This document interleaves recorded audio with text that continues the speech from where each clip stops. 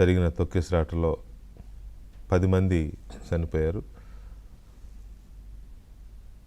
ఈ మధ్యకాలంలో మనం తిరుమలకు సంబంధించిన బ్రహ్మోత్సవాలకు సంబంధించి తిరుపతిలో జరిగిన తొక్కిసలాట టికెట్ల కోసం, తర్వాత సింహాచలం టెంపుల్లో కూడా గోడ కూలి అక్కడ జరిగిన చనిపోయిన ఇది, మళ్ళీ ఇవాళ ఇది.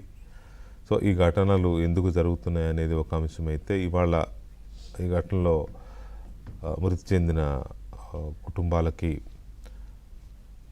ప్రగాఢ సానుభూతిని తెలియజేస్తూ దానికి సంబంధించి ప్రభుత్వం అవసరమైన చర్యలు తీసుకుంటుంది. ఆ కుటుంబాలను ఆదుకోవడానికి మంత్రి నారా లోకేష్, అలాగే హోంమంత్రి అనిత, ఇంకా ఇతర మంత్రులు అందరూ అక్కడికి వెళ్ళారు.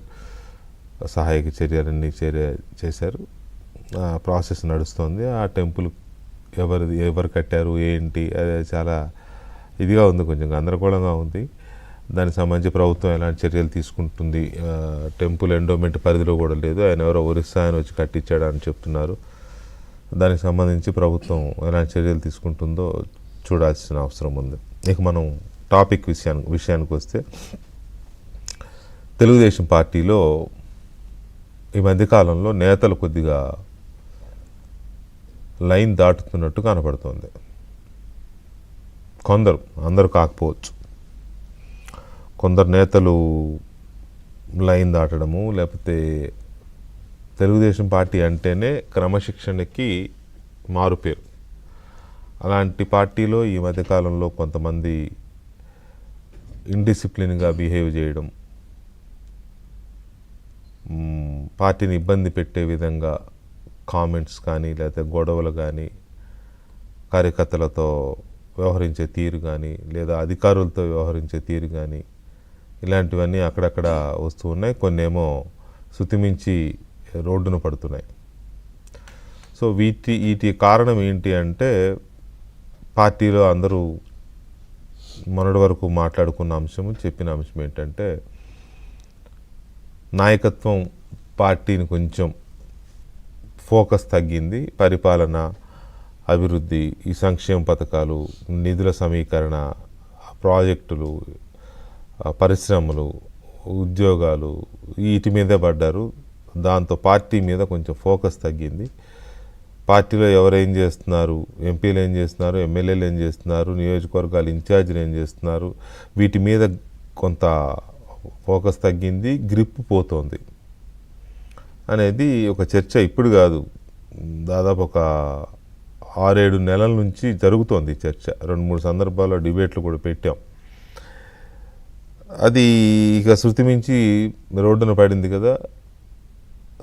దాంతో నిన్న పార్టీ అధ్యక్షుడు చంద్రబాబు నాయుడు అమరావతిలో పార్టీ ఆఫీస్కి వెళ్ళడం, అక్కడ నాయకులతో మాట్లాడడం. ఆ సందర్భంగా ఆయన ఒక మాట అన్నారు, ఇక నుంచి వారంలో ఒకరోజు నేను, ఒకరోజు లోకేష్ పార్టీ ఆఫీస్కి వచ్చి దానికి సంబంధించిన, పార్టీకి సంబంధించిన వ్యవహారాలన్నీ రివ్యూ చేస్తాం. మేము వచ్చిన రోజు ఇంకేమైనా ఉంటే అన్ని విషయాలు మా దృష్టికి తేండి అని చెప్పారు. అలాగే తిరువూరు ఇష్యూ ఒకటి వెంటనే క్రమశిక్షణ కమిటీకి అప్పచెప్పారు. ఆ నివేదిక వెంటనే తాను లండన్ నుంచి వచ్చేసరికి నివేదిక ఇమ్మని కూడా చెప్పారు. సో ఇప్పుడు మనకి పార్టీ వర్గాల ద్వారా తెలుస్తున్నది ఏంటి అంటే, పెద్ద ఆయన కొంచెం సీరియస్గానే తీసుకున్నారు పార్టీ ఇష్యూని. ఎందుకంటే సమీప భవిష్యత్తులో వైఎస్ఆర్ కాంగ్రెస్ పార్టీ పుంజుకునే అవకాశం లేదు కాబట్టి, ఇప్పుడున్న ఈ పరిస్థితుల్లో తెలుగుదేశం పార్టీలో ఇలాంటి ఘటనలు రాకుండా జాగ్రత్తగా చూసుకోవాల్సిన బాధ్యత నాయకత్వం పైన ఉంది కాబట్టి కొంచెం ఫోకస్ పెంచాలి. ఆ ఫోకస్ పెంచడంలో తనకున్న అనుభవంతో పార్టీని నడిపిస్తూనే లోకేష్ని కొంత ఎక్కువ ఫోకస్ పెట్టేలాగా చర్యలు తీసుకుంటున్నారు. ఇక లోకేష్ తనదైన స్టైల్లో, ఎందుకంటే కొంత యంగ్ బ్లడ్ కాబట్టి తనదైన స్టైల్లో పార్టీకి కొంత కొత్త జోష్ తీసుకురావడం. ఎందుకంటే యంగ్ జనరేషన్స్కి కనెక్ట్ అవ్వాలి కదా. కనెక్ట్ అయ్యారు ఆల్రెడీ ఎలక్షన్ ముందు. ఆ యువగళం పాదయాత్రతోనే ఆయన కనెక్ట్ అయ్యాడు. ఆ కనెక్ట్ అయిన కార్డర్స్ని ముందుకు తీసుకురావడం, ఇద్దరూ కలిసి నాయకత్వాన్ని పటిష్టం చేయడంతో పాటు ఈ ఇండిసిప్లిన్, ఈ క్రమశిక్షణ రాహిత్యాన్ని నివారించడం, అవసరమైతే ఒకళ్ళిద్దరి విషయంలో కఠినమైన చర్యలు తీసుకోవడానికి కూడా వెనకాడకుండా చర్యలకి ఉపక్రమించాలనే నిర్ణయానికి వచ్చినట్టుగా చెప్తున్నారు.